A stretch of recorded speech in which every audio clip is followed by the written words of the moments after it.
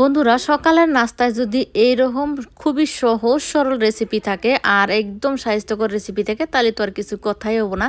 তো যাই হোক বন্ধুরা, আমি রাইতে চালটি ভিজাত হয়েছিলাম আর এখন বাজে সকাল। তো সকালে চালটি ভালো করে ধুইয়া পয় পরিষ্কার করে নিয়ে নিছি। যে দেখতো চালগুলো খুবই ভিজা গেছে গা। আর তোমরা যদি চাইলের গুঁড়া দিয়ে বানাবার চাও তাহলে তাও বানান পারবা, কিন্তু আমি খুব সহজভাবে বানামো এই জন্যে চালটি ভিজে রাখছিলাম আর একটা ব্লেন্ডার জারের মধ্যে দিয়ে দিতেছি। 2-3টা গুঁড়ানি মারছি, এই যে হয়ে গেছে গা। তো আমি অল্প আলসা ফেটালসা মানুষ, ওই জন্য এরম করে নিচ্ছি।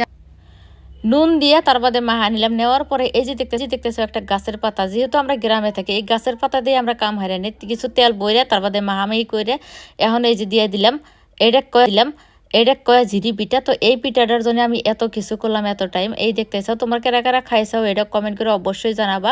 আর যদি যার যার ভালো লাগে এটা তাও জানাবা। তো যাই হোক বন্ধুরা, এটা বানাতে খুবই সহজ। যে দেখতেছো একটা খুন্তি নিচে, খুন্তি দিয়ে এই যে উল্টাইয়া দিলাম এক সাইড, তারপর আর একটা উল্টানি মারমু। এটা হলো 4 উল্টানি। তো 4 উল্টানি দিয়ে সকাল সকালে বানামু আর একটা চাটনি দিয়ে খামু। তো যাই হোক একটা পিঠা আমি বানায় দেখালাম, এবার করে আমি সব কটা পিঠা বানামু। তো ওই যে একটা কড়াই নিয়ে নিছি, কড়াইয়ের মধ্যে যেহেতু আমি চাটনি বানাবো ওই জন্য আগের দিকে দিছি তেল দেওয়ার পরে দিয়ে দিলাম টমেটো, 2টা টমেটো কাইটে নিছি। তারপর দিয়ে দিলাম কাঁচামরিচ, এখন দিয়ে দিতেছি রসুন। তো খুবই চাটনিটা মজার চাটনি বানাবো। এইরকম করে একদিন চাটনি বানা খাইয়া দেহ, এই পিঠা দিয়ে খুবই স্বাদ লাগবো।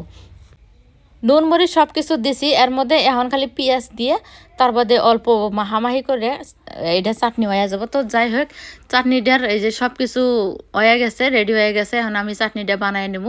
তো বন্ধুরা চাটনি বানান শেষ, পিঠা বানান শেষ, এখন হলে খাওয়ার পালা। এই যে একটা কলার পাতার মধ্যে নিয়ে নিছি। কলার পাতা নিছি এই জন্য যাতে দেখতে চকচক করে, খাতেও ভালো লাগে।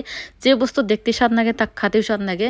তো যাই হোক আমি সুন্দর করে সাজাই নিলাম। নেওয়ার পরে এই যে চাটনিটা বানাইছি এই যে একটা বাটির মধ্যে নিয়ে নিলাম। নেওয়ার পরে এই যে দেখতেছো কত সুন্দর দেখা গেছে। তো এই সুন্দর করে খাবার চাইলে অল্প কষ্ট করা লাগবো, আর কষ্ট করবার চাইলে পেট ভরবো। তো যাই হোক বন্ধুরা, আমি খুব সহজভাবে তোমার সামনে এই রেসিপিটা তুলে দিলাম। যদি ভালো লাগে তোমরা একটা কমেন্ট করে অবশ্যই জানাবা। আমার ভিডিওটা আজকে হেনেই সমাপ্ত করলাম।